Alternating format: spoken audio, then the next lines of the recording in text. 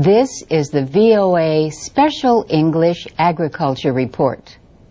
Farmers in Afghanistan already struggle with the effects of drought and years of conflict.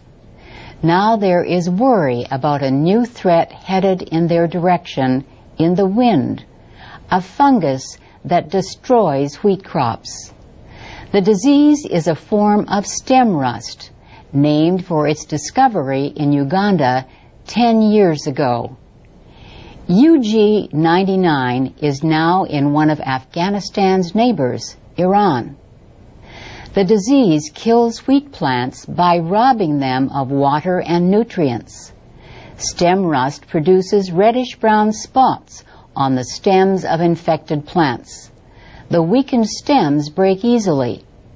The world's last major outbreak of stem rust took place in the 1950s. Agriculture, excluding opium production, represents about 1/3 of the Afghan economy.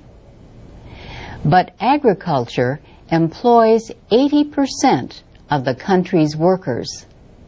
And almost all Afghan farmers grow wheat to feed their families or to sell. Afghanistan has a population estimated at almost 34 million people. Mahmoud Sol directs the International Center for Agricultural Research in the dry areas, or ICARDA, in Aleppo, Syria. He says it took a few years for UG-99 to show its destructive power. Then in Kenya, it destroyed from 20 to 80% of wheat crops.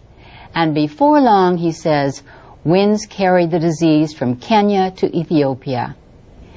UG-99 has also affected Sudan, and more recently has moved into Asia, spreading to Yemen and Iran.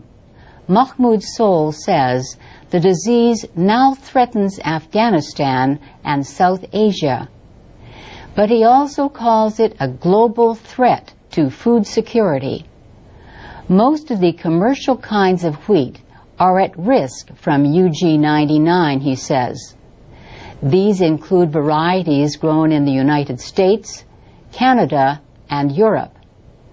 The expert urges Afghan farmers to tell agriculture officials immediately if they suspect stem rust in their fields. He says the fields will be treated to kill the fungus and to stop it from spreading.